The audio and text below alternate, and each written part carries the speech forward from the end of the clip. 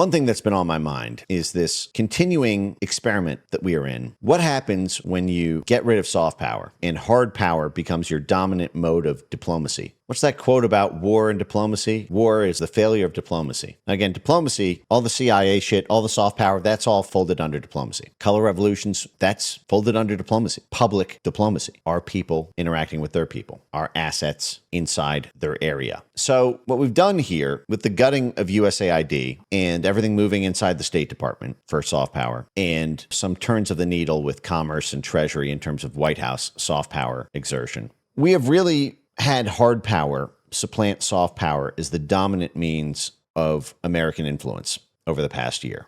Probably starting with the 12-day war last summer, then Venezuela, then Iran, and now it appears to be with the budget. I think it's now settled around $1.2 trillion as a Pentagon budget. So it's not all the way up to $1.5 trillion, I don't think. I mean, think about that in perspective. The $1.5 trillion Pentagon budget, that lawsuit against Meta that California is seeking is the entire U.S. military budget that they're fining Mark Zuckerberg for. People who've never created anything in their lives. Fucking USAID censorship professionals leading that. Makes me sick. But I think it's down to 1.2 now if I'm right. Yeah, estimates 1.2 trillion. Now, I was in California. I was with a friend and Ariana Grande came up and I sent this clip. I'm just going to play it. Here's U.S. foreign policy explained through Ariana Grande's 7 Rings. This is from a stream about 2 years ago. What do? This trifecta, the Pentagon, the State Department, and the CIA. Those are our iron 3 agencies that form the triangle of the inside of the blob, our foreign policy establishment.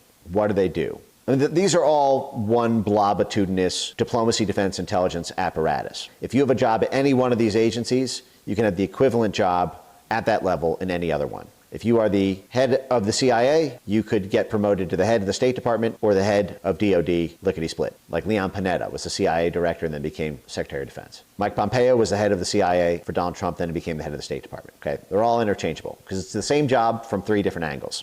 Okay? Hold on, I'm going to get back to this for a second. DOD is supposed to be for national security, and it's only supposed to be national security. State Department is for national interest. National interest means even if they don't threaten us, even if they are not a threat to our security. We want it, we got it. Who was that? Was that Ariana Grande? I want it, I bought it. My hair, I bought it. You guys know that? Gee, thanks. Isn't that Ariana Grande? You like my hair? Gee, thanks, just bought it. So we're back here, okay? National security, national interest. That's the State Department, okay? So if we're not allowed to use the military on them, we are resigned to using the State Department against them. And the motto of the State Department is, you like my hair? Gee, thanks, just bought it. I want it, I got it, okay? Doesn't matter if they threaten us. Doesn't matter if they're minding their own business. Lost, it's chopping. You like my hair? Gee, thanks, just bought it. I see it, I like it, I want it, I got it. Yeah. I see it, I want it, I like it, I got it. That's the State Department motto. Unchained from any sort of national security predicate. Oh, you've got oil in Venezuela. Well, Venezuela doesn't have an outward-facing military. They're not about to attack Miami, like we argued Cuba was doing. But they got the oil. So we're not going to use the Pentagon. We're going to use the State Department. Gee, thanks, just bought it. I see it, I like it, I want it, I got it. Yeah, I want okay. it, I got it. Out. I want it, I got it. I want it, I got it. I want it. That's the State Department motto. You like my hair? Gee, thanks, just bought it. I see it. Okay. I like it.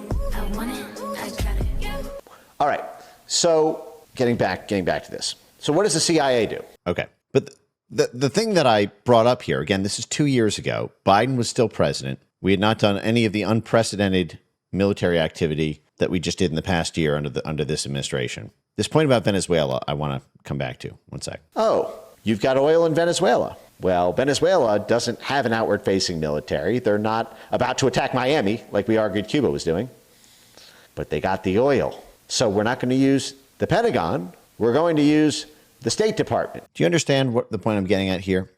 Until the past year, it was unthinkable since World War II that the U.S. would use the Pentagon first in Venezuela. Our national security was not threatened by Venezuela. We did not argue that Venezuela was about to attack Miami, that Venezuela was building weapons of mass destruction, that Venezuela had chemical or biological weapons.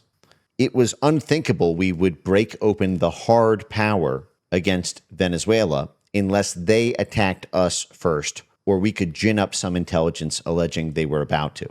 Instead, observing the rules-based international order, we would use the State Department to try to topple the regime or to try to bring them to the negotiating table to agree to the terms that we wanted. And what I wanted to cover, because I saw some of these blob monsters saying something that is probably true.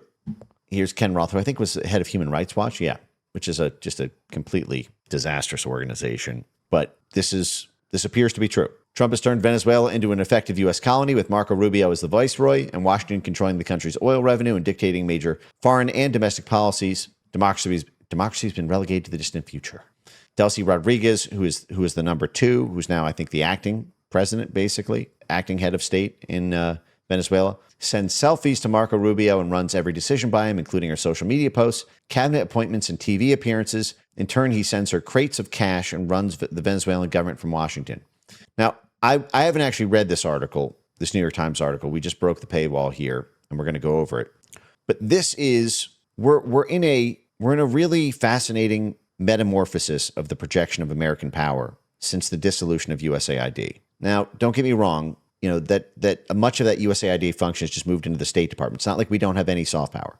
And in fact, this shows you the power of that soft power. Sending crates of cash is just what USAID did. Now the State Department's just doing it directly. And I support this structurally because at least the State Department has an accountable budget. At least it answers to Congress. At least it answers to the National Security Council. At least it's authorized by the president. It can't go rogue in the way that USAID could. We are owning it rather than doing this in secret, for what it's worth. But we cracked open Venezuela with hard power. We sent in whatever Delta Force and used a discombobulator weapon. I think we slaughtered like 20 palace guards, killed them in the dead of night, black-bagged the Democratically elected head of state, and hit him with basically bullshit cocaine charges stemming from a cocaine trade organized by the Central Intelligence Agency in the 1980s and 90s. It was, by all accounts, a dirty trick that we pulled. And ostensibly, we had already back-channeled with Delcy Rodriguez that the new Venezuela would operate this way. It was, in a strange way, a kind of regime change in a way I don't think we've really ever done before.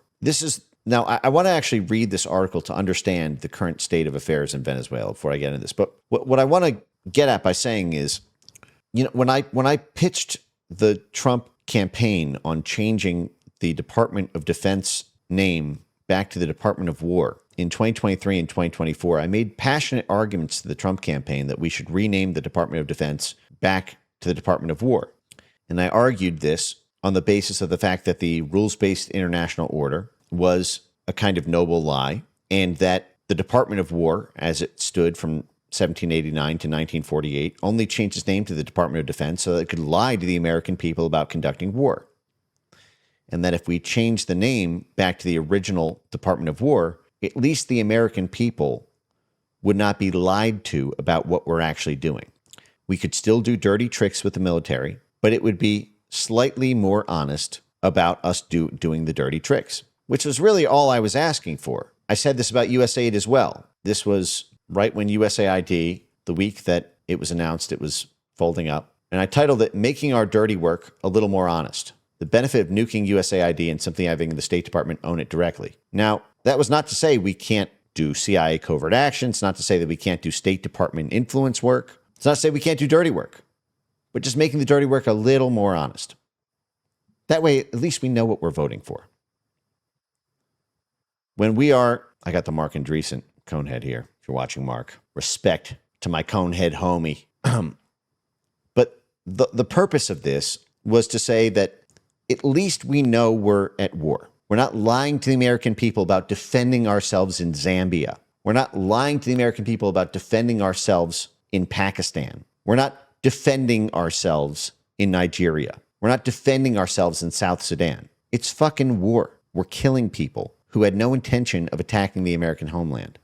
And in many cases, had no intention of attacking anyone. We were doing so-called national security, but it wasn't. It was national interest. we were just taking it and lying and saying that we were defending ourselves. It's coming right for us. But there was not even a predicate to argue that. Calling it the Department of War was supposed to put it back in the bucket. And in a sense, it has.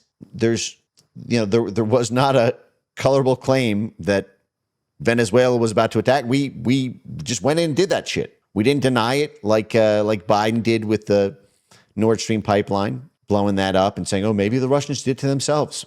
Maybe Maduro packed himself in a black bag and murdered his own palace guards and flew to the Southern District of New York to check himself into a prison. Maybe he did that shit. No, we owned it. With Iran, we did that shit. Sneak attack. Friday night while you were sleeping. Boom. Killed everyone. The religious leaders, the political leaders, the government leaders, 200 schoolgirls. It's war. We didn't lie. Well, it says we did try to present an argument about self-defense in a kind of generic, maybe someday they'll have a nuclear weapon sort of thing, but leave that aside. We called it war.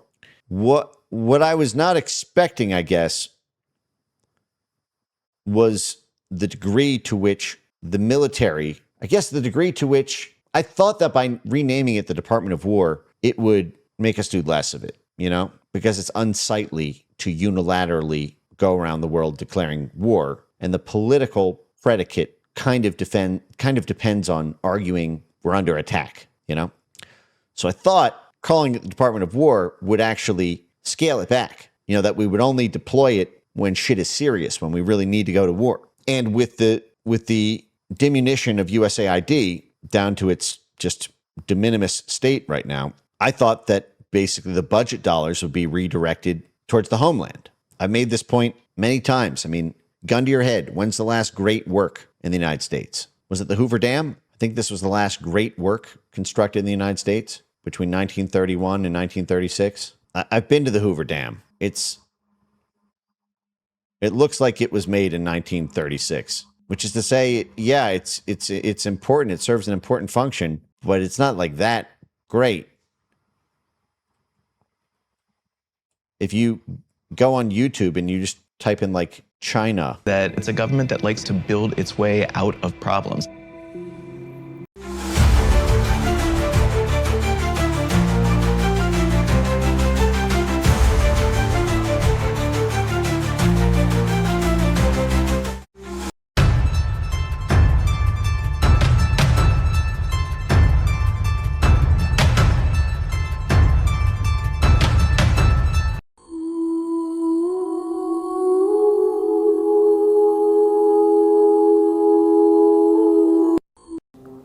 This gigantic structure hangs in midair between two mountains, 625 meters above the river below. China has now officially opened the highest bridge in the world. Before it took an hour, now it only takes 2 minutes.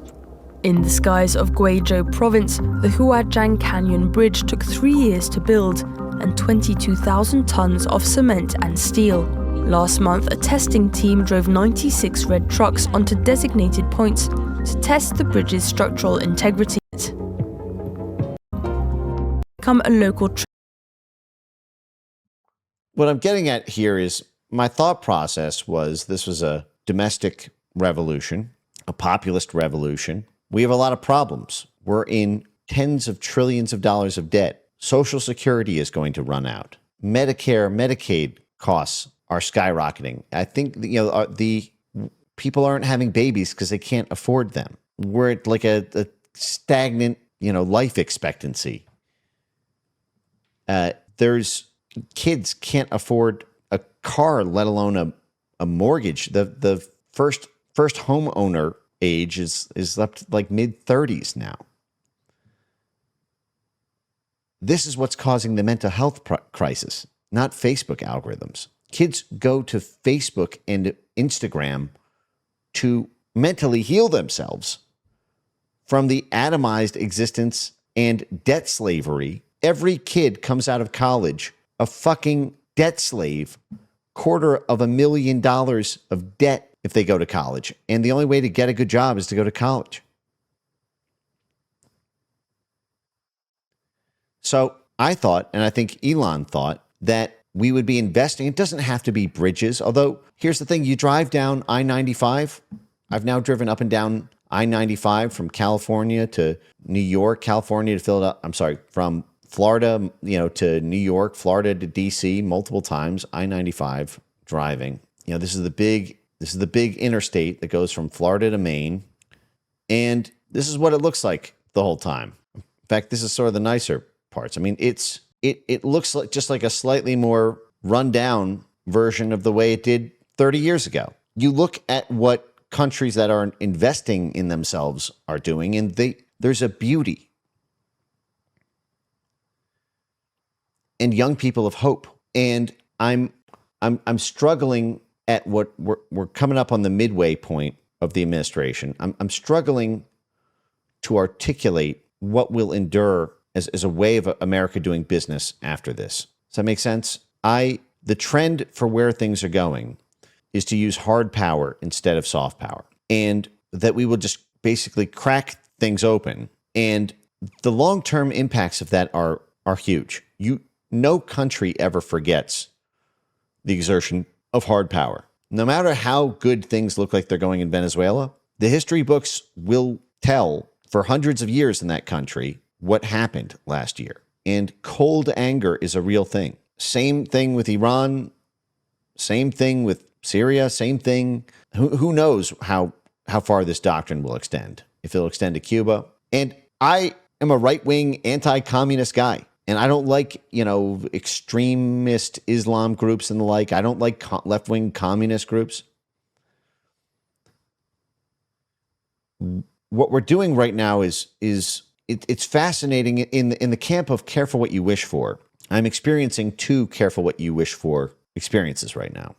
The diminution of the soft power apparatus through USAID has made the deployment of hard power to compensate for it much more attractive. The mask off Department of Defense is back to Department of War, but now we just go to war more often than we did with the Department of Defense, now necessitating a $1.2 to $1.5 trillion budget, which is way offsets what we were. I mean, USAID had a $45 billion budget. And then if you want to add another $100 billion in terms of donor coordination that came out of that, I'm saying this is pre-World War II shit in terms of like, I thought in a way the model that I was promoting was actually a more faithful implementation of the spirit of the rules-based international order set up in the wake of World War II. We would deploy hard power only when there was a national security threat, and we would make our soft power more accountable and a little less dirty. And let's now turn to the actual facts on the ground in Venezuela, because I am actually interested to see exactly how this is manifesting. We cracked it open with hard power, and now we're managing it with State Department soft power. Let's see, I got this, broke the paywall with this article right here, I think is the write-up. Okay, so this is from the New York Times, but it looks like GV Wire reproduced it. So just pretend this is the New York Times. President Donald Trump was sitting in the Oval Office earlier this year with Secretary of State Marco Rubio when an idea came to him earlier this year. So that would be 2026. Maybe he should dispatch Rubio permanently to Caracas, the Venezuelan capital, where U.S. commandos had carried out the proudest foreign policy achievement of Trump's second term, the capture of Nicolas Maduro, the country's president. Notice how there is no reference to what he was captured for.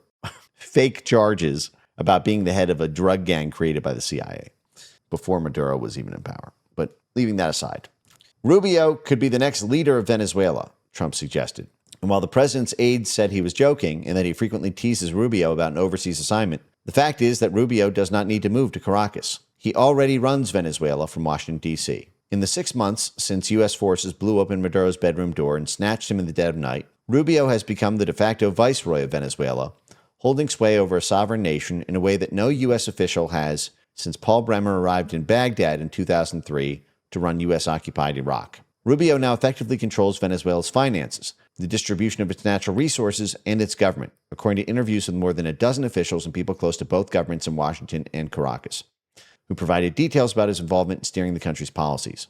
Many spoke on the condition of anonymity, described private interactions and internal discussions. While Rubio has not visited Venezuela in person since the U.S. took over, Rubio is deeply involved in the country's day-to-day operations, keeping in close contact with Delcy Rodriguez, who is Maduro's vice president and now leads her country on an acting basis with the imprimatur of the United States. The two exchanged messages in Spanish on WhatsApp, trading gossip, birthday greetings, and selfies. Now, how do they get that? How did the New York Times... Sorry, let me grab a water. Said you won't forget my name. Not today. Not tomorrow. So, what a funny situation. Now, obviously, look, the reason I'm inclined to believe this, what I suspect happened, I doubt that Marco Rubio went on the record talking, or else they would have said Rubio said it. And I doubt Delsey is dumb enough to respond to a request for comment by the New York Times. But they probably got Delsey's aides. Delsey probably, I could see a world where Delcy Rodriguez, the acting president of Venezuela, sort of dangles it out as she's, protected effectively by the cloak of Rubio over her. And her aides simply see her texting on WhatsApp in Spanish, or she takes selfies of herself and goes, I'm going to send this to Secretary Rubio. I could see that. Or the New York Times could be making this all up. But this does play to a certain bias, I suppose I have, of how I already saw this working. And if this is the case, it would not surprise me, I'll say. Now, again, the way it's been reported is the U.S. government back-channeled with the vice president, Delcy Rodriguez, ahead of time, ahead of the Maduro capture. And instead of going with Maria Corina Machado, who the U.S. said won the election and who dedicated her Nobel Peace Prize to President Trump, we said actually she does not have the support of the people, even though she was incubated at the Yale Jackson School, the Maurice Greenberg World Fellows Program, our CIA training program. She was a failed candidate. She lost the election, even though we said she won and there was election fraud. It appears she does not actually have the popular support. But Delcy Rodriguez, for whatever reason, does. Now, I understand that her family is kind of a business oligarch family. Her family controls a lot of the businesses in Caracas. And so she's got kind of her own nexus of power within Venezuela through her family. But that effectively, Delcy kind of gave up Maduro to the Trump administration. And before the Maduro operation was launched, Delcy Rodriguez was in on it. And it was the relationship was designed to operate exactly this way, that she would sort of do what the U.S. government instructed, guided, counseled, yada, yada. Now, when is the next election in Venezuela? Probably not for a while, right? Because the last one I think was 2025 or 2024. When is the next? Okay, all right. Wikipedia is useless here. Let's try ChatGPT. Presidential election scheduled for. Will there be another election in Venezuela? Is an interesting question at the start of this. Because nominally, the people voted for Maduro instead of Maria Corina Machado because they wanted a nationalist socialist government, a kind of quasi-communist government state. And that happens. People vote for fascism, people vote for communism, people vote for shades in between for whatever reasons they do. That's interesting. No exact date is currently scheduled or publicly announced for the next Venezuelan presidential election. Under Venezuela's ordinary constitutional cycle, the next presidential election would be sometime in 2030, before the 2025 to 2031 presidential term expires. See, so they've got a lot of runway. What I was getting at here is, if it was coming up in the next couple of years, like the 2028 presidential election here, we would have a difficult problem, which is that this arrangement can only work if you have a puppet who's going to do what you want. And then the problem is the people tend not to like a puppet who gives away their resources to a foreign government. That's when we do our electioneering work, or we counsel the sitting president to use the military to call off the elections. That's what we're doing in Ukraine. When was Zelensky supposed to leave office or be subject to a new election in Ukraine? How many years over his stay is Zelensky? Zelensky was elected in 2019. I believe in 2024 there was supposed to be a presidential election. So he is 3 years over, 3 years past when an election should have happened in Ukraine. Remember, we did this in Afghanistan too. We put in Hamid Karzai, we canceled elections. Does anyone think that the ISIS al-Qaeda leader in Syria is going to be subject to elections anytime soon? Syria, Jolani. inauguration date. I mean, did we call it that? There was no election. He was just an ISIS guy who seized power in Syria, but because he agreed to do everything that we wanted, and we put him in the first place. Okay, so he took over January 2025.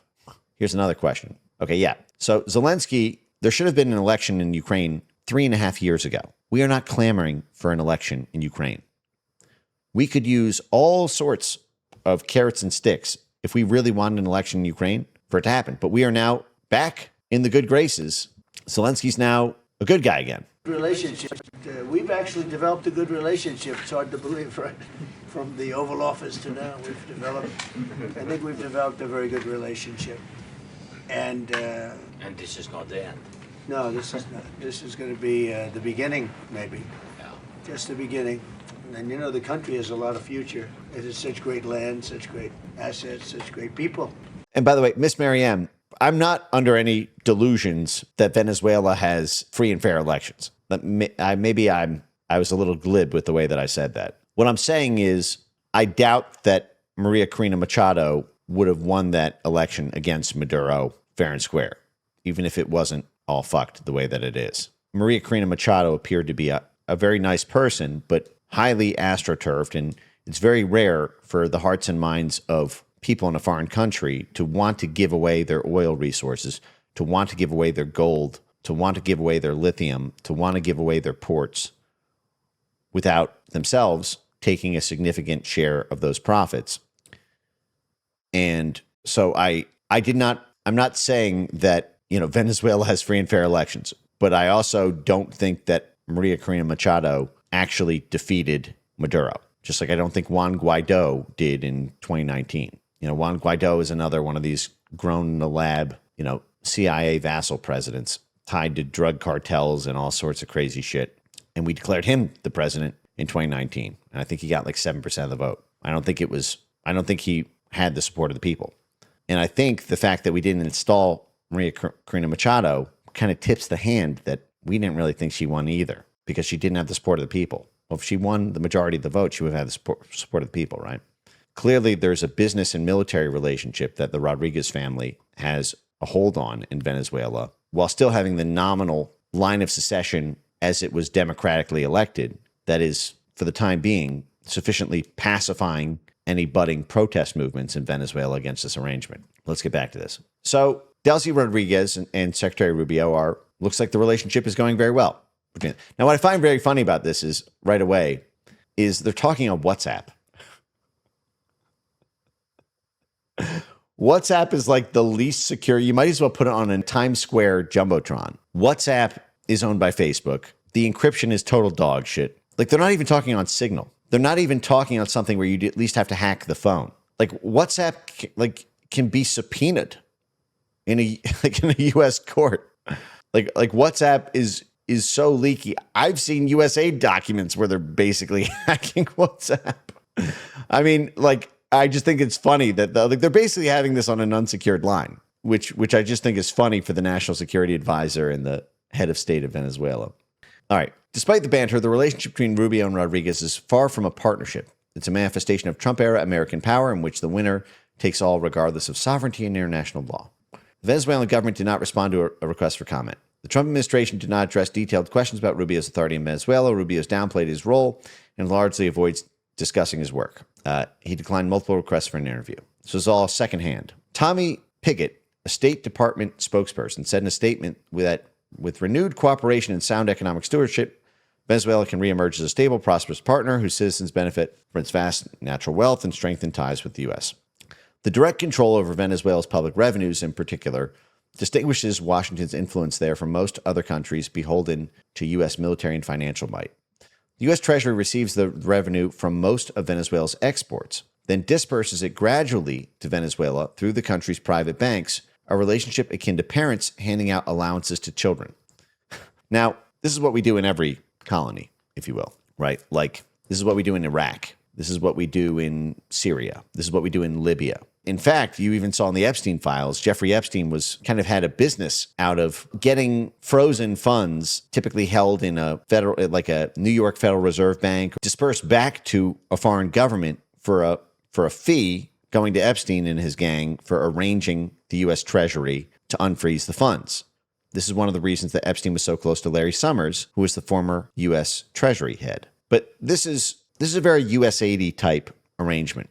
Yeah, WhatsApp is banned in the White House. Angel, wow, how funny is that? Or U.S. House of Representatives, I guess, tells staffers not to use WhatsApp due to a lack of transparency about its private data privacy and security practices. But this is how this viceroy arrangement is being is being meted out.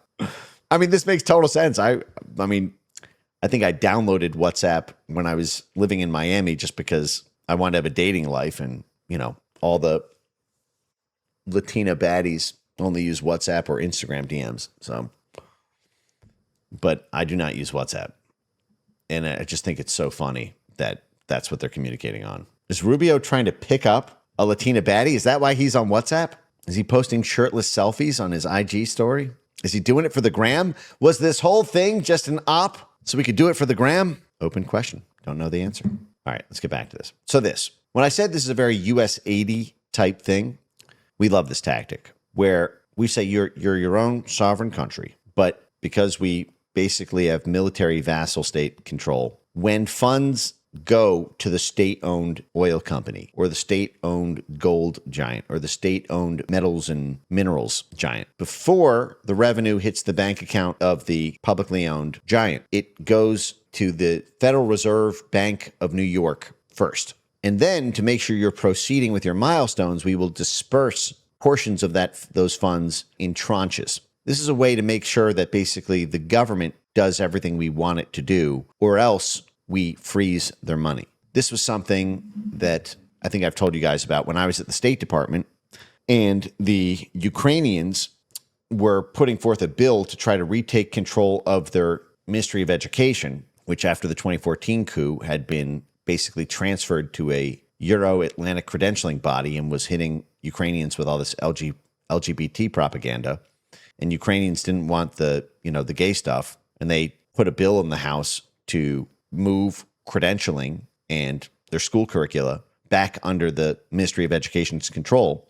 I remember seeing an inbound policy piece to all of our State Department accounts proposing that we consider freezing Ukraine's funds held in I think it was the New York Federal Reserve Bank, to threaten them out of floating this bill, basically holding the Ukrainian public hostage unless they trans their kids, in so many words. I thought that was mortifying, but it shows you the economic hitman power of this kind of relationship. And it's very powerful. And what it often does is it contorts the internal politics where people sort of put aside their principles and they just want the money unlocked. This is what's been happening in Hungary. In Hungary, let me show you what I mean. By the way, let me run this again. When is the next election? When is the next presidential election scheduled for Syria? Anyone think there's an election date? When is our former ISIS Al-Qaeda installed vassal government going to have an election again? Something tells me not anytime soon. But this is also what happens when you have hard power. When you have a kind of martial law, you can't allow elections. If we successfully toppled the government of Iran and installed Reza Pahlavi, do you think we would allow Reza Pahlavi to be subjected to an election? Fuck no. It would be Zelensky on steroids, just like the Shah was. When the CIA toppled Mossadegh in 1953, the Shah stayed in power for like 25 years. Ain't no elections, getting him out. But this is what happens when you don't have a soft power apparatus to nudge hearts and minds. You kind of have to get rid of elections. You have to get rid of elections in Venezuela. You have to get rid of elections in Ukraine. You have to get rid of elections in Syria. You have to get rid of elections in Iran. I don't know how much I like that, guys. All right, let's get back to this article. Oh, yeah, I wanted to show you an example of this, by the way. I think I've got in my bookmarks probably Iraq, I think. There you go. Okay, this is one example. All right, I'm just going to let this play. Every dollar, this is from Mario, but I think this is actually a faithful telling of what's happening in Iraq, for example. We invaded Iraq in, 2003. We've operated a vassal state control over most of the government. There's still a kind of rebel Shiite faction, but we effectively have controlled its government for the past 23 years. Every dollar of Iraq's oil money flows into one bank account in the United States. Beirut-based writer Sharmeen Narwani of The Cradle lays out an arrangement most people, including most Iraqis, have never heard of. All of Iraq's oil revenues must be deposited into a single account in the U.S. I'm guessing that's the New York Federal Reserve Bank or something like that. And every month, Baghdad sends what amounts to an invoice to the Treasury Department explaining what it needs the money for. Washington then decides what Iraq gets. The delivery method makes it stranger. With key Iraqi banks under heavy U.S. sanctions, the money arrives as pallets of cash flown in by airplane. Let's just listen to this. All Iraqi oil revenues must be sent to a single bank account in the United States. And every single month, the Department of Treasury receives basically an invoice from the Iraqis saying what they need money for the next month. And the U.S. decides what they will send to Iraq or not. Wow. What happens with, I've been told this, what happens with the rest of the money? So if let's say they get $1 billion and the Iraqis send an invoice for, do they get all the $1 billion or some of it stays in the U.S.? The U.S. Department of Treasury gets to decide basically what they'll send money for. And it's not like they wire the money, okay? The U.S. has heavily sanctioned a number of very important Iraqi financial institutions, banks, right? In the last few years, they've attempted to control cash dollars in the country, yet they send this money every month to the Iraqi government on pallets of cash via airplane, which has led to enormous corruption in Iraq. That's a whole other subject, and I actually have someone you could interview on that. I want to actually just real quick fact check the banking arrangement described in this post. This shit always fascinates me, because you think in a democracy, this gets to the kind of meta layer of self-determination in a country. Like you think that you can vote your way out of something. Then you find out actually our entire country's economy is beholden to this treasury relationship. And this also gets to the sort of, again, as I mentioned with Jeffrey Epstein. Jeffrey Epstein, I believe, was introduced to Bill Clinton in the White House by the Treasury Secretary and then became best friends with Larry Summers, who was another Treasury Secretary. And he was always running around with these Treasury Secretaries. And if you remember, there was this line, find me the Epstein Files email, where Jeffrey Epstein was talking about getting funds unfrozen and having potentially MI6 and a Mossad guy helping with that. Okay, so here is the Grok fact check on this. This is based on real verifiable elements of Iraq's post-2003 oil revenue management system. And again, this all gets worked out. Like USAID will descend on a country's regulators and legal scholars to promote an oil revenue management system post-crisis event. This is where we'll send in our American Bar Association, our World Justice Project to draft this kind of legislation. And then USAID will flood the Ministry of Justice and the various oil concerns with kind of bribe cash to support implementing this system. We'll kind of create a little oligarch class out of U.S. bribe money to get this on the books. And then once it's on the books, now it's the law of the land. Yeah, here it is. The Federal Reserve Bank of New York. That's the account. Damn.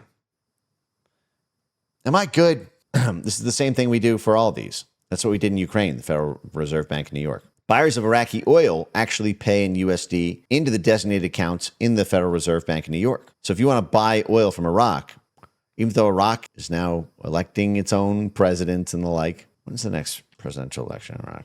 23 years post-invasion, any country, what does Iraq have? Number 6 or 7 largest oil reserves? They got to be in the top 10. But if you're buying oil from Iraq 23 years post-invasion, the most recent presidential election in Iraq was just 3 months ago. Oh, but it's not done by popular vote. Okay, it's voted indirectly by Council of Representatives, Parliament. So there's basically a Council of Elders. You can already tell who's on payroll. Being on that Council of Representatives that gets to pick the president. That's a much smaller number of people you need to appeal to. That's really funny. But they don't control their own country that way, right? Like their entire economy, everything you buy from Iraq, if you are China or if you are Russia or you are Ukraine or you are Somalia and you want some Iraqi oil, you're not buying from Iraq. You're buying essentially from the Federal Reserve Bank of New York. And then there's a separate relationship about how much the Federal Reserve Bank of New York allows Iraq to get from that and then holds the rest as a frozen asset. You're entitled to it if you meet certain conditions. Okay, Libya. Here's the Epstein email. Yeah, Libya. So Epstein says, wow, great redaction here. This is in 2011. Wait, When was Gaddafi assassinated? I thought it was 2011, right? When was Gaddafi assassinated? Or when was Gaddafi killed? What day, year? Also, tell me more about Greg Brown's background. Okay.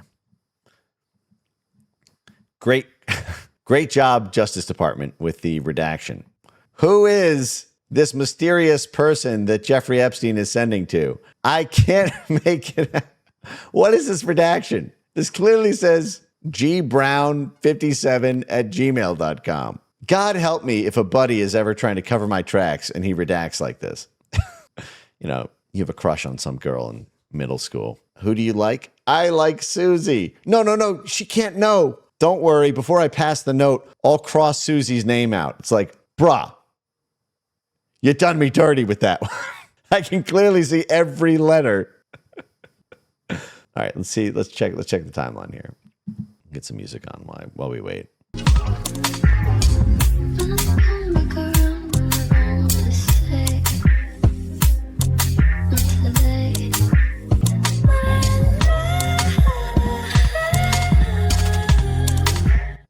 All right. So here's our timeline. Here's our timeline in Syria. So, I mean, that is the land of unconfirmed. Yes, we came, we saw, he died. We came, we saw, he died. That is Secretary of State Hillary Clinton in 2011, the Marco Rubio of her day. So this Jeffrey Epstein email is July 2011. Now, according to our timeline here, I believe it was August, the government of Libya was toppled. Oh, wait, what was the day here? October 2011 is when it was toppled. I thought we just saw one second. Okay. Protests began in February 2011. When was the actual? Okay. September 2011 is when the new government was recognized. Okay. So this is while we are in the process of toppling the Libyan government. But Muammar Gaddafi is still alive, and the government has not been formally toppled yet, but it's about to be toppled. And Epstein and his financiers are looking to cash in on funds being unfrozen from sanctioned Gaddafi. Okay. So Jeffrey Epstein says the Libyans now are legit, but they need real help. They must be careful. There will be many claims on that money. And the money that he is referring to is this. Now let's pull this up. How the sausage gets made. And I think the relevance to Venezuela will sort of make itself, I think, pretty self-evident. So Greg Brown, his associate, writes back to that message. And again, a little bit more color on Greg Brown. I think we have here. Hold on a second. Boom. Greg Brown. All right. Greg Brown, founder, CEO, chairman of Global Cast Partners, LLC, a small Beverly Hills-based consulting operation. Beverly Hills. That's where I want to be. Space may be the final frontier, but it's made in a Hollywood basement. His public biography is unusually thin. A DOJ Foreign Agents Registration Act filing records that on May 2011, Greg Brown was paid for consulting services for the UN. Coleman was conducting work for Kuwait-based Sheikh Al-Ali Al-Sabah Fahad Al-Salem Center, arranging meetings with members of Congress, banks, media organizations, IRI, NDI, NED. Brown wasn't the registrant, but he was doing paid international access work. Between June 2011 and June 2013, Greg Brown repeatedly approached Jeffrey Epstein about using his contacts with Libya's anti-Gaddafi Transitional National Council to pursue several opportunities: unfreezing or recovering Libyan sovereign assets, receiving contingency funds from the recovered money, obtaining access to reconstruction contracts, billions there, securing discounted crude oil, telecom, and infrastructure, pursuing Goldman Sachs over losses. Okay. Some sort of litigation. 42 Libya-related emails sent by Brown to Epstein during that period. Brown presented humanitarian assistance and international recognition for the rebels as a way to become the new government's preferred Western intermediaries. Remember what I said? Take your big bag of USAID money, get your international recognition, do what we say. We will disperse the funds from the New York Federal Reserve Bank as you prove that you are a good boy. All right, let's get back to this main email here. Greg Brown says, understood. Remember, there are already $80 billion in frozen funds. 32 billion is in the U.S., so that's going to be in like the New York Federal Reserve Bank of the U.S. Estimated the real number is somewhere between 3 to 4 times this in terms of sovereign, stolen, or misappropriated assets. So if we can identify or recover 5 to 10% of those monies and receive 10 to 25% as compensation, we are talking about billions of dollars. Now, this is a get-rich scheme only available to the rich and the famous, the rich and the infamous. They're doing the math.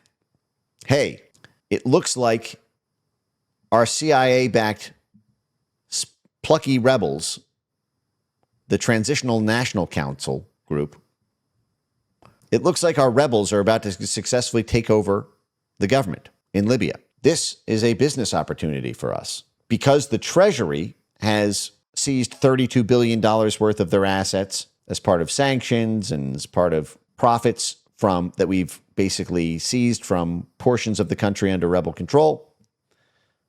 Unfreezing, if we get 25% of 80 billion here, that's a $20 billion score from us. Damn. Now, you're just a consultant, Greg Brown, and Jeffrey Epstein, you're just a private banker for the Rothschilds.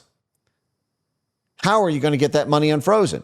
Well, that's where... So, I mean, that is the land of unconfirmed. Yes, we came, we saw, he died.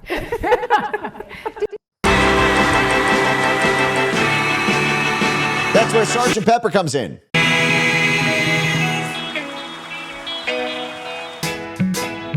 Lend me your ears and I'll sing you a song, and I'll try not to sing out of key. Oh, I get by with a little help from my friends. I get high with a little help from my friends. Gonna try with a little help from my friends. Yes, I'm certain that it happens all the time. What do you see when you turn out the light? I can't tell you, but I know it's mine. Oh, I get by with a little help from my friends. Get high with a little help from my friends. Oh, I'm gonna try with a little help from my friends. Do you need anybody? I just need someone to love. Could it be anybody? I want somebody to love. Oh, I get by with a little help from my friends. Gonna try with a little help from my friends. Oh, I get high with a little help from my friends. Yes, I get by with a little help from my friends. With a little help from my friends.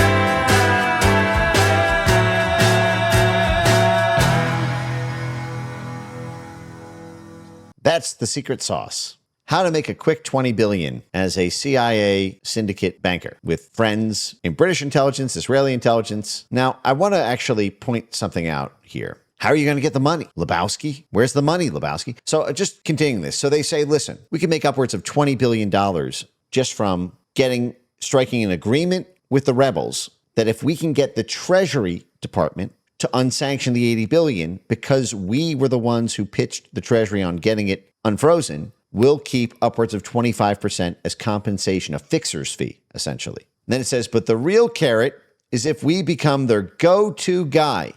This is the CIA-backed rebel group, because they plan to spend at least $100 billion next year to rebuild their country. Remember, Libya is a rich country. It is the 9th largest crude and natural gas reserves on the planet. We don't just want a one-time 20 billion smash and grab. We can become their go-to guys. Get a piece of every reconstruction fund from the United States.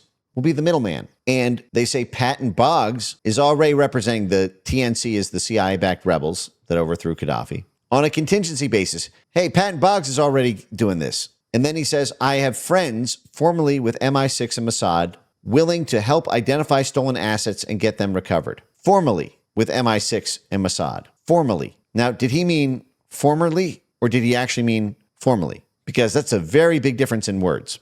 Formerly at least has some plausible deniability. Formally means they're still there. And this is what they're doing for a living. And what I find so fascinating about this is we did a stream blob files would be perfect for this. Blobfiles.com, I have the perfect assignment. I don't know if a decentralized media is in the crowd right now. It would take me a little bit to search for it, but I have the perfect. We went over this on a stream. Let me see if I'm already logged in. This should be easy. Oh yeah. Okay. Fuck. What would I search for? Epstein is too broad. Let's see. Recover. Okay. Let's just try. Let's just try it like this. I called this the most important document in all of the Epstein files, or at least the most potentially explosive document in all of the Epstein files. We went over this document. Do you see this line here? So there is a 5-page legal document, a legal memo prepared for the Justice Department, presumably by some U.S. government agency, that at the end of it had this line, and it was proposing ways to prosecute Jeffrey Epstein. I don't know if it was written by the DEA. I don't know if it was written by the FBI, but some government agency prepared this. And this is so important in my view for cracking the Epstein story. One of the things that's so fascinating about this meticulous legal document is in the pertinent information section. This is, to my knowledge, the only government document that ever makes a facial claim that Jeffrey Epstein worked for the United States government as a financial bounty hunter, and noting he's got significant political connections with Israel and the U.S. But this part right here, that he worked for the U.S. government as a financial bounty hunter. Now, for all the circumstantial evidence that we have about Epstein working for the CIA, Epstein FOIAing the CIA in 1999 and 2014, hey, is there any publicly acknowledged relationship between me and the CIA? Not a lot of people do that. But this is a U.S. government document that alleges that Jeffrey Epstein worked for the U.S. government. Now, Epstein himself said that he worked as a financial bounty hunter when he was set up his one-man firm, Intercontinental Assets Group, in 1981, after nominally leaving Bear Stearns, even though he never really left. So I actually looked into this. What kind of job could you possibly have working for the U.S. government as a financial bounty hunter, which is basically two jobs? One is sheltering assets. The other is recovering, these assets.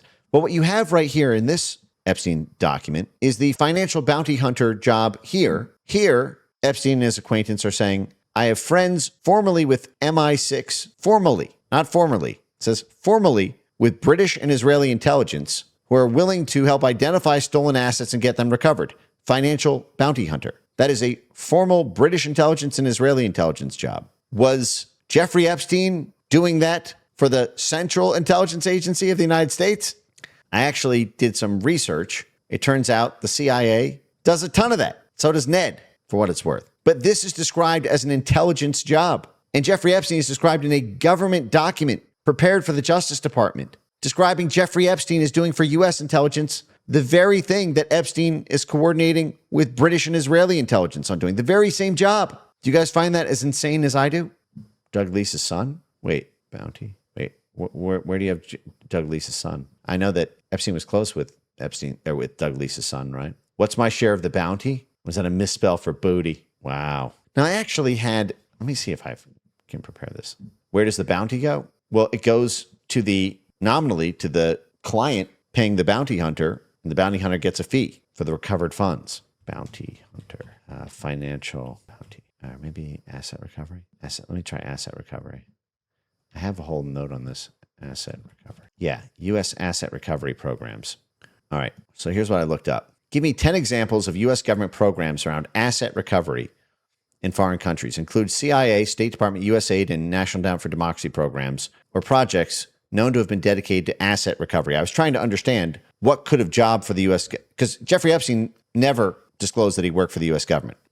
So when I saw a U.S. government document saying he worked for the U.S. government, I'm like, well, what fucking agency could that be? Here are 10 concrete examples of U.S.-linked programs and initiatives that are explicitly about stolen asset recovery in foreign country contexts, including CIA, OSS, the State Department's intelligence branch, INL, USAID, and Ned-linked efforts. OSS, that's the original CIA. Project Safe Haven, intelligence-led asset recovery, focused on identifying and blocking or recovering Nazi-looted or Nazi-concealed assets. State, Treasury, Justice, Intelligence, and Law Enforcement for Iraq. State INL, that's intelligence. USAID Global Accountability Program.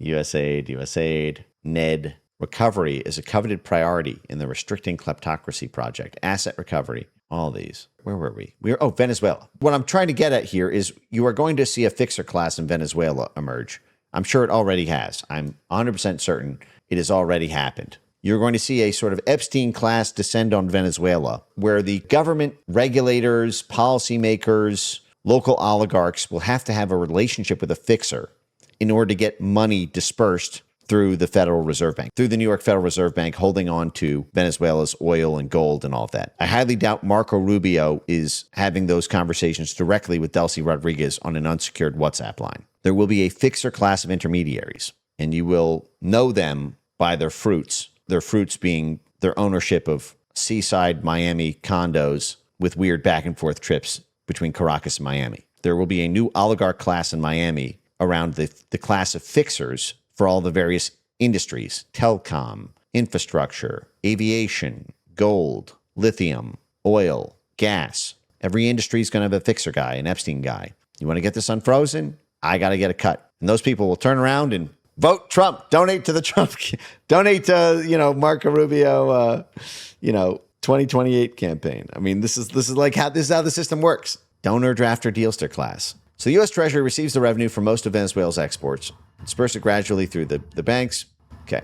This system has allowed Rubio to stop Venezuela's most egregious corruption schemes, and it brings some benefits to the Venezuelan government, which uses the effective protection of the U.S. Treasury to receive revenues without being hounded by numerous creditors seeking repayment of billions in unpaid debt.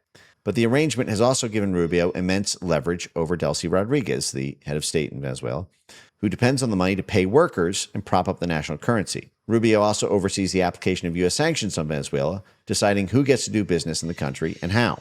He has worked to reshape the oil sector and boost... Sorry, let me let this train pass.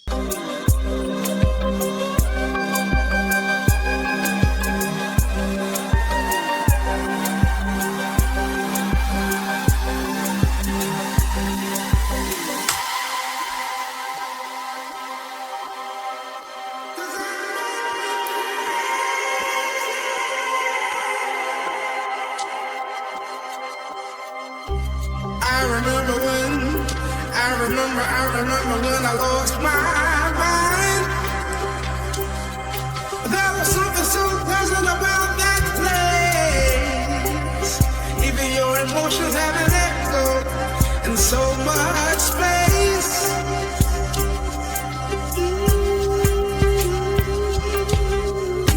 And when you're out there without care, yeah, I was out of touch.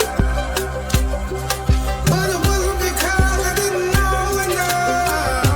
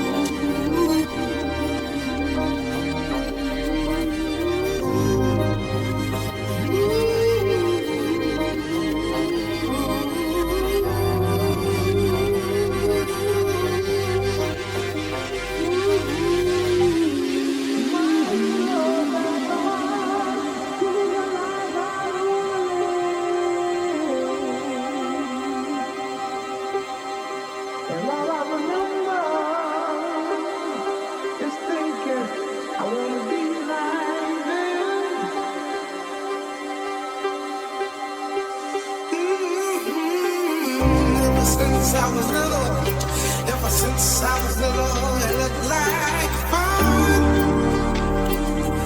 And there's no coincidence I've come. And I can die when I'm done.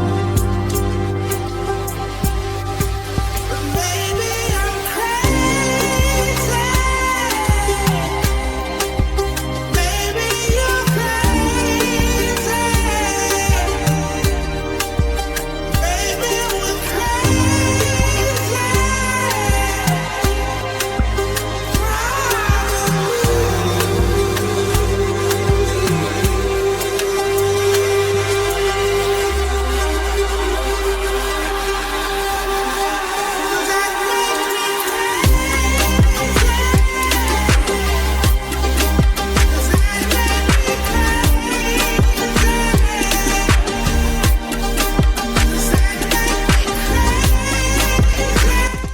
Girls Juice Deals. You're looking at it.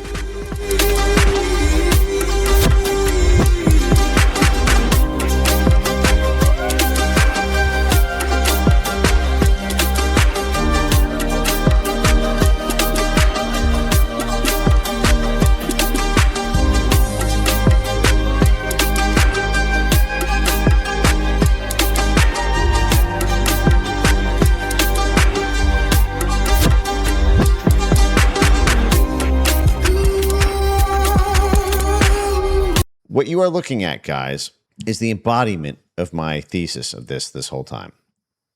Here you have the treasure hunter, the banker treasure hunter, bounty hunter for treasure in the form of Libyan assets, $80 billion in Libyan assets. He's hunting for that treasure. He wants his cut of it. So people come to him and say, hey, you're a treasure hunter. We want to unlock all this treasure. Why do they come to him? Because he's best friends with the guy who runs the treasury.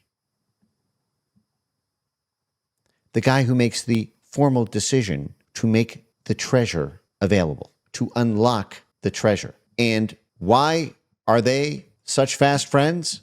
Well, evidently, Epstein helps this guy get laid. Not only did Larry Summers honeymoon on Jeffrey Epstein, but Larry Summers was getting the hookup for mistresses from Epstein. The wife and the mistress. And then there was all sorts of Epstein-related sex scandal stuff that Larry Summers got caught in over the years, which is why he had to step down from Harvard after he was the Secretary of Treasury.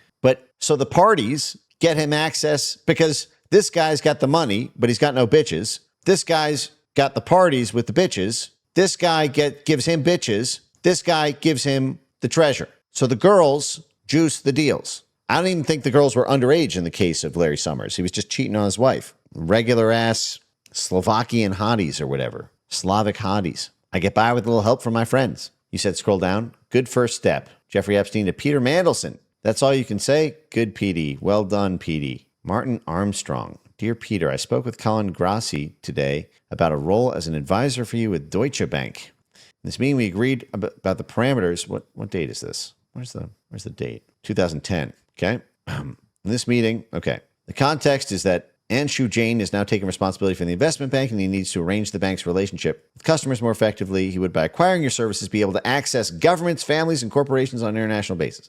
In our meeting, we discussed a retainer of X million dollars per annum and a discretionary bonus. We agreed this was way better than a formulaic approach because your contribution would be hard to quantify if you can have a good conversation with governments and corporations. Be in conjunction with a group of bankers working within this group. We also agreed it should be based upon a senior banker, be paid in the UK market, somewhere between 4 and 10 million a year. We not discuss time commitment, maximum flexibility, further conversation, other elements between Deutsche Bank. Yeah, Peter Mandelson, Trey Cool. That was the UK ambassador to the US before he got fired. Thomas Massey, the hero, got Peter Mandelson fired. Mandelson was involved in all sorts of insane shit too on the censorship industrial complex too. He was tied into that whole Morgan McSweeney network. All right. Where were we? Venezuela. So Rubio decides who gets to do business in Venezuela and how. Rubio has worked to reshape the oil sector and boosted the access of U.S. companies like Chevron. For her part, Delcy Rodriguez runs important government appointments by him, such as the Minister of Defense. So who gets to be in charge of the Venezuelan military? Marco Rubio decides. This is very much the way USAID's relationship with media outlets is. Oh, yes, you're an independent media outlet, but you need to run everyone you hire and fire by us. You can only print the things that we approve. We disperse our money to you in the form of an allowance. It's like the OCCRP USAID relationship, basically. It's like Delcy Rodriguez and Marco Rubio. Since 2 earthquakes struck Venezuela last month, Rubio sought to bolster the country's interim government. The United States has sent 900 military personnel to Venezuela, committing nearly $400 million in aid, and delivered crates of cash to the Venezuelan government. We love doing this with natural disasters. There's like a great opportunity to just flood the right people with lots of cash. And we're sure they'll hand it out later. The earthquakes have complicated Rubio's stated mission to return Venezuela to democracy. It's a setback in that regard, Rubio acknowledged last month. But the country's ability to recover is critical to Trump's ultimate goal, securing Venezuelan oil for U.S. interests. The arrangement is deeply unusual, unfolding 80 years after the U.S. relinquished its last sizable formal colony, the Philippines, which we acquired by military force kind of during the Spanish-American War, and we held on to it for like 20, 30 years. But Trump has made clear he wants to return to an era of American expansionism, musing about taking control of Greenland, Canada, and the Panama Canal. The outcome of the Venezuela foray could reshape Rubio's political future as Trump considers his successor. Make Venezuela great again. In the early hours of January 3rd, shortly after Maduro was captured, Rubio reached Rodriguez by phone. Speaking in Spanish, Rubio told her that she had a choice between working with the U.S. or witnessing a broader attack targeting Venezuela's infrastructure, military bases, and senior officials. What? I thought this was a drug bust. What? Wasn't the whole legal predicate for doing this that, someone 4 degrees removed from Maduro owned an airplane associated with the CIA cocaine trade in the 1990s? And that's how we know Maduro is the kingpin of the cocaine empire of the Latin Americas? What's all this about bombing military bases and assassinating senior officials? Is that also legally predicated on the CIA's cartel of the Suns? You got 2 choices, sweetie. We can send you crates of hundreds of millions of dollars of unmarked cash, but you have to do everything we say, or we'll just murder everyone you love and conduct just a broad-scale military Hiroshima of your country. I'll take the pallets of cash and WhatsApp selfies, please, for $600, Alex. After some negotiation, Rodriguez agreed. Again, I struggle to think of a time we've ever done this to a sovereign country with the military. Like we'll do this when we're dealing with like African rebel groups or Central Asian terrorist cells. We'll sort of do diplomacy by hard power, Listen, you want to keep do you want pallets of cash and you get to keep your head on your neck? Or do you want to go to war with JSOC and the Special Forces and Army Rangers? In which case we'll take the mines anyway and, you'll be dead and your people will be broke, and we're just going to seize it anyway. Want the easy way or the hard way? Like, that's what we do to, like, that's where, and we argue, well, listen, you're a terrorist group, or like you're you're like some African warlord known for beheading babies. So that's why we get to use DOD to do the negotiations, basically, to have hard power light the way rather than, some State Department negotiation. But this is just, if this is true, like they state, like the New York Times just states this so plainly. Like, according to how many sources told you this? Was it 1 anonymous source? Was it 6? Because you said Delcy didn't talk to you and Rubio didn't talk to you. So how many sources corroborated this? Because this was an open question. Why did Delcy Rodriguez agree to this relationship? Is it because she was enticed by the pallets of cash? Is it because she secretly hated Maduro? Epstein tried buying Maduro's boat? I fucking told you the Epstein class is going to be all over Venezuela. Yeah, are you sure that's the same Maduro? Because this is it's Nicolas Maduro. I don't think that's the same Maduro. Julian Maduro? We're talking about Nicolas Maduro. Let me know if he sometimes goes by Julian. Okay, where am I? Right here. If this is true, this is like kind of a crazy buried lead halfway through like a 20,000 word article. Because like that was always the hanging question. Did she secretly hate Maduro? Did she always want to be president? Was she persuaded by, the money that was promised to her? And now what's being introduced is like there was a threat that after blackbagging Maduro, we would just Iranify Venezuela and just carpet bomb it. She told Rubio she's essentially willing to do what we think is necessary to make Venezuela great again, according to Trump. The president said the United States would run the country until there was a safe, proper, and judicious transition of power. So what do you think would happen if Maduro like beats the charges in the Southern District of New York or whatever, comes back and like wins the next election in Venezuela? Like we would have to keep opping. Like we will have to just, and then what this is going to do, this is going to create such a lobbying class too. Oh my gosh. You're not going to be able to fuck your way out of this thing. You are fucked into a pretzel on this thing. This is going to be quite a saga over the next few decades. Okay. Trump told the New York Times in an interview he expected the U.S. to run Venezuela for years. At the center of the fulcrum is Rubio, dubbed by other officials as the viceroy. As Rodriguez started to set up her government, Rubio weighed in on key personnel decisions and encouraged her to purge Maduro's family and business partners. She followed through. Yeah, so Delcy stuck the knife in. Fast. I mean, because she was Maduro's vice president. Did they like run as the vice president? Did they run on the same ticket? Did Delcy Rodriguez run on the same presidential ticket? Is it like the same way it works in the U.S. as Maduro in the last election in Venezuela? Like, did Maduro and Rodriguez run as a pair like Trump Vance? I just want to make sure that I understand the constitutional system there. If vice president, I mean, okay, no, it wasn't. Okay, all right. So they only chose Maduro. Delcy Rodriguez's name was not separately on the ballot as his running mate. The key institutional difference is that in Venezuela, the vice president is appointed and removable by the president rather than elected alongside. Okay. You chose poorly. Man, you thought Mike Pence was bad. She like sells out. He appoints her vice president. She sells out his location to Delta forces and then purges his whole family. You chose poorly. All right. Okay. All right. Let's get back to this. Boom. Most Venezuelans expressed relief at Maduro's downfall, only to watch in disbelief as the Trump administration struck an alliance with most of his chief enforcers. Inflation has fallen, but remains the world's highest, and the country's currency keeps losing value. Millions are clamoring for new elections. Not gonna. New elections? Getting rid of these people here. First, Mr. Samir, not gonna work here anymore anyway. Mike. Not gonna happen. Where do you? All right. New elections? Not gonna happen. All right.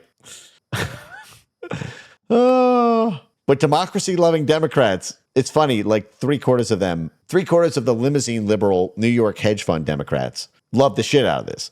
It's so funny. It really lays bare the way the world works. You know, in our primitive state of nature, as we return to the state of nature foreign diplomacy style.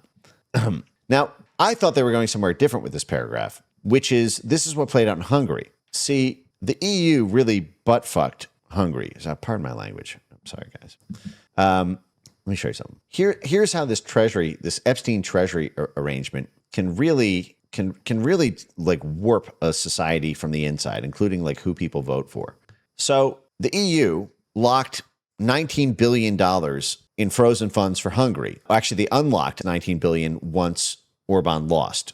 I think it was up to $36 billion or something. How much was actually locked? What Hungary must do to receive EU funds frozen. So the EU has a similar system for controlling member state governments that the U.S. Treasury Department and the Federal Reserve Bank in New York have for controlling its vassals like Iraq, Libya, Venezuela, you name it, which is that if you want to be a part of this economic alliance, they can just seize your shit. And that's what they did to Viktor Orban. And it sent the country into a tailspin. What was the total amount? I think it was like 36 billion or something. Let me go to before 26. Okay, hold on a second. More than 20 billion, 22.5 billion euros. So I think it's like 30 billion is what it was basically. It was like 30 billion basically, which in a low GDP country like Hungary is just a huge amount of money. Yeah. Their entire annual government spending was just 42 billion. So it's like an entire year's worth of every single thing the government does was just seized by the EU. And what Peter Magyar did is he ran on basically selling out to the EU to unlock those frozen funds, to do the necessary things that the EU, like making the courts controlled by NGOs, all this like civil society capacity building stuff, putting in all these blob influence nodes. And Magyar was a former Fidesz guy, a former Orban loyalist who defected around the time that USAID set up shop in Hungary. And so he was like a right-wing conservative turned still nominally conservative, but pro-EU. And what this did is this actually made a lot of people in Hungary go, well, shit, I want some of that $30 billion. The economy here sucks right now because we're being completely screwed by the EU. This guy wants to play ball with the EU, and I'll probably get, if I come over to him, maybe I'll get a cut of that $30 billion.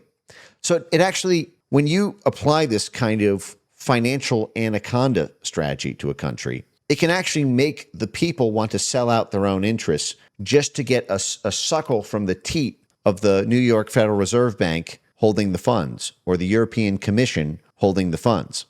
What it does is it's like a prisoner's dilemma situation where it makes certain prisoners want to defect and sell out nationalists to get sources of foreign funding. And when you're talking about hungry families, starving kids, hospitals not working anymore, schools not working anymore, this is very effective. This makes people defect, and it makes them push their own elected representatives a lot of the time to defect. And then politicians get to grandstand about how much better the economy will be under them because they will win the access to these funds. Vote for me. I will unlock $30 billion worth of free money for us.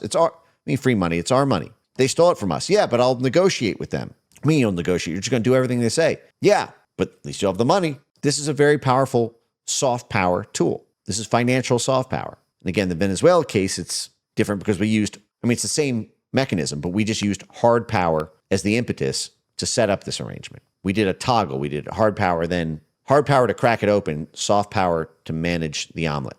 Whereas in Hungary, it was all soft power. Before the earthquakes, Rodriguez had been asking Rubio for more financial autonomy and the scrapping of economic sanctions to reduce the domestic pressure on our government. Rubio has been sympathetic to our arguments, but the U.S. government has not released control. What again does this have to do with the cocaine trade? Humor me. Control F, cocaine. Nope. The whole reason this is happening was because we set him up on fake cocaine charges. Everyone seems to have forgotten that, right? Oh, Spiral, Colombian president went to Cuba with Epstein to meet Castro? The fuck? Bruh. What the fuck? This is just published 2 months ago? What the fuck? Dude, that's crazy. I knew it. I fucking knew it. Miami Herald, they're the ones who broke the original 2018 thing that got Epstein indicted. Get the fuck out of here. Dude, it's the same shit. If only Epstein had lived his ultimate score, dude would have been a trillionaire before Elon if he'd only lived until January 2026. He would have been the ultimate fixer for all this Venezuela stuff we're doing. Wow, that's crazy. Let's check this out. Can I put a little bit more music on? Let me highlight this one.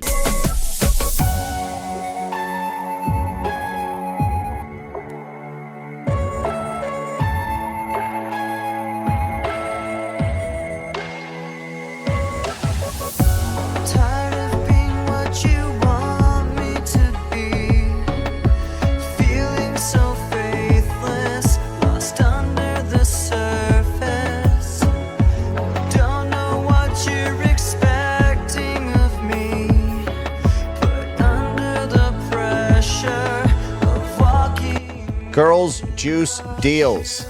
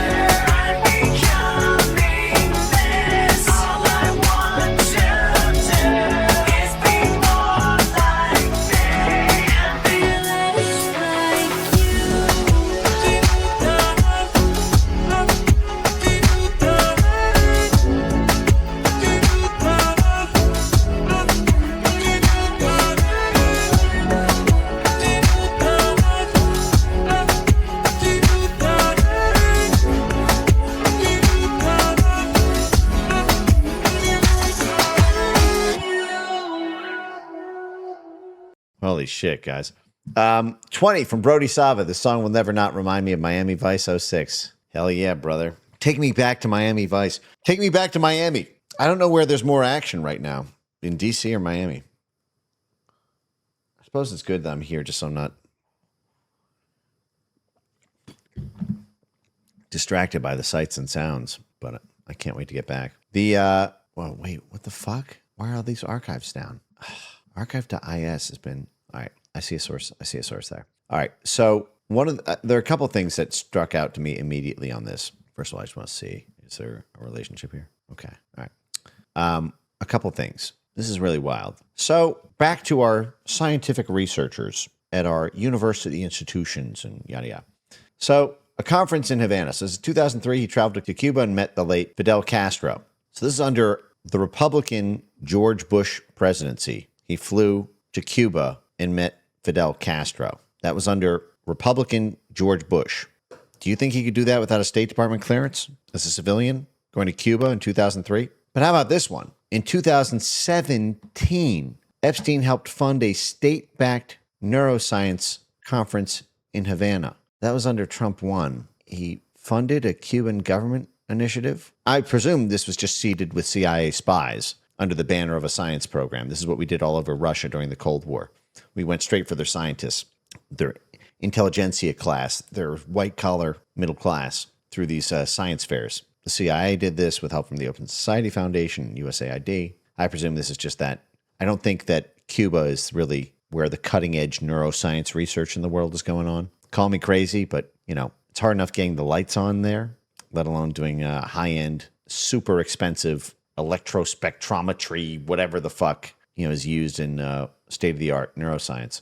What I'm curious about is we're pursuing criminal charges against Code Pink and potentially Hassan Abi related to spending a few dollars buying candy or staying at the wrong hotel or something. How did Jeffrey Epstein under the first Trump administration get away with funding a Cuban state government project? Wouldn't they have been under sanctions? I mean, obviously, if it was a CIA operation, they would have cleared it. And they clearly cleared it because he didn't get prosecuted for it. We got to check this out. Would there have been any sanctions-related infractions Epstein could have run into funding a state-backed science conference in Cuba? Because Trump went pretty hard at Cuba. We're currently going after leftists for handing out ice cream or whatever. But this would have been under the first Trump administration. So how did that get cleared? Okay, so this is late into 2017. I was going to say if it was beginning of 2017, if it was January 2017, the Obama administration relieved, I believe, a number of sanctions on Cuba. But no, this is end of the first year. Mental well-being. This is a USAID AIDS clinic. And Epstein helped finance it through a Hong Kong academic and intermediary. Hong Kong and Italy, great. Hong Kong, of course, is the CIA Central of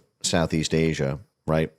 The CIA airplane, Southern Air Transport, the CIA airliner, which moved from Miami after dealing drugs and guns in Iran-Contra, moved to Columbus, Ohio to service the Limited in a express charter between Columbus, Ohio, out of an Air Force base, straight to Hong Kong.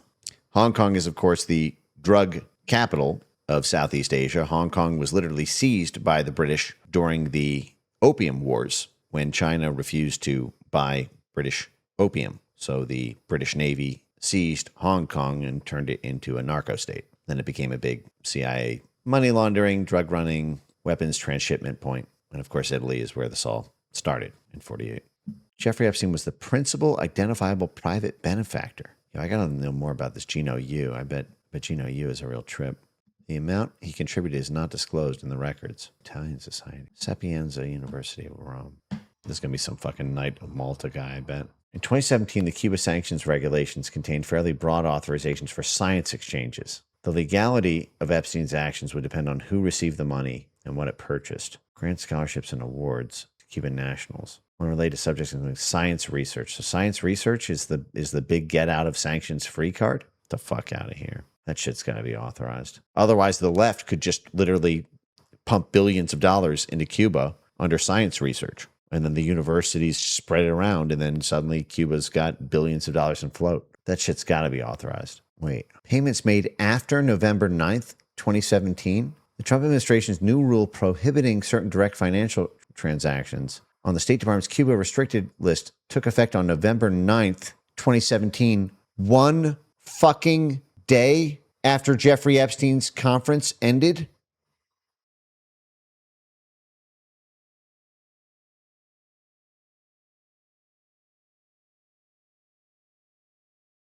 What? What are the odds? The day after Epstein's conference in Cuba ends? Routing the money through a Hong Kong intermediary. The fuck are the odds, though? The new Cuba sanctions go into effect on November 9th, 2017. And his conference was November 6th to the 8th. They fucking killed that guy. No wonder you ain't getting no fucking Epstein files. Don't clip this. Don't clip this. I'm just joking. I'm joking. This is a joke. Okay. Holy shit. What are the fucking odds? God.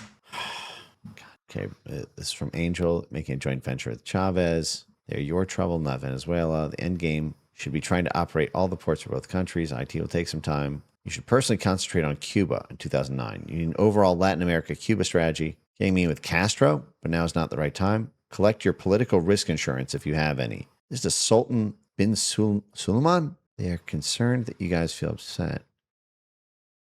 This is under the Obama administration. He's back-channeling these deals. Shit. My new idea is to do a giant conference in Havana. This is in 2009.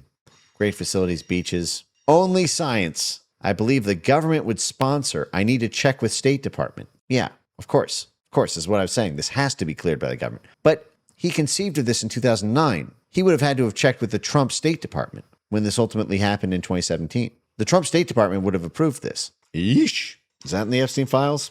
Epstein's correspondence with the State Department?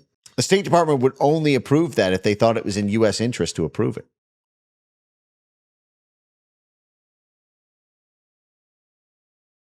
Jeffrey Epstein, our shadow diplomat to Cuba. Yeesh. I got to bookmark this one. Never know when you might need it. Hold on a second here. Plug this in. Wow, we're 3 hours and 11 minutes. Where does the time go, guys? I get so engrossed in this shit with you guys. Fascinating. I kind of want to just keep playing Zook remixes. Does that make me crazy? Oh, there's a Phil Collins in the air tonight?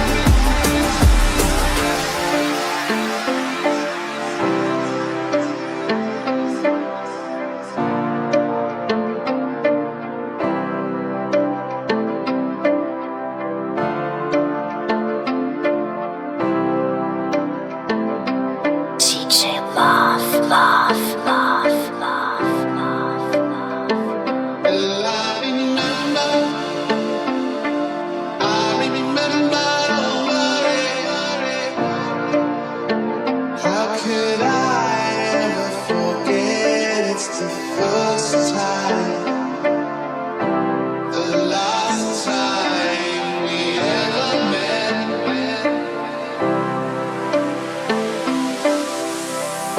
And I can feel it coming in the air tonight. Oh, and I've been waiting for this moment for all my life. I can feel it coming in the air tonight. I've been waiting for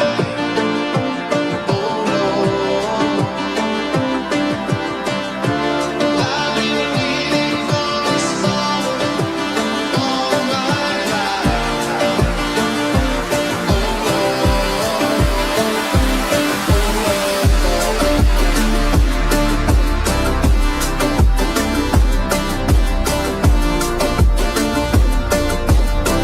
life.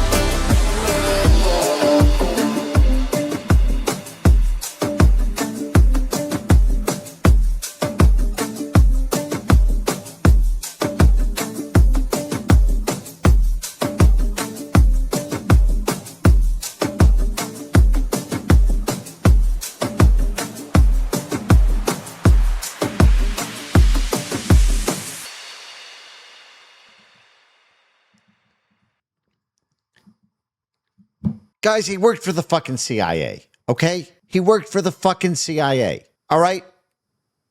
He did a secret fucking mission to meet with fucking Castro in Cuba in 2003 under the fucking Bush administration. After flying around Bill Clinton, he was clearly fucking working with the agency to back channel deal flow with Cuba. There's no fucking way. Even the Federal Aviation Administration dog ate the records, but he secretly travels there. You don't think every time Castro takes a shit in his palace that 12 different government agencies don't hear the sound of the clink as the turd hits the side of the toilet? You don't think, let's see, fucking Google Maps level satellites don't capture every grain of dirt? Who comes in, who goes out? What do you think the CIA station focused on Havana does? What do you think they're doing at their desk? What the head of state in the country is doing today probably isn't that important. In 2002, Jeffrey Epstein was personally flying Bill Clinton around Africa. Billionaire financier all over the news. And he just travels with the president of Colombia illegally just for hey, I'm going to risk my $1 billion net worth just for Instagram hadn't even come out yet. There's no reason to do it just for a photo op. That shit was authorized. It was probably unlawful travel. There's no exemption he'd qualify under for that. You are going there either authorized as a diplomat or authorized as a shadow diplomat, i.e., you're working with the agency, you're under commercial cover, or you've got your informally acknowledged cooperative contact, a liaison, an intermediary, a friend of the station. But that shit is authorized or else Epstein goes to fucking jail. They obviously know who's meeting Castro any fucking day of the week. This is 2003, all right? We already had the fucking PRISM NSA shit.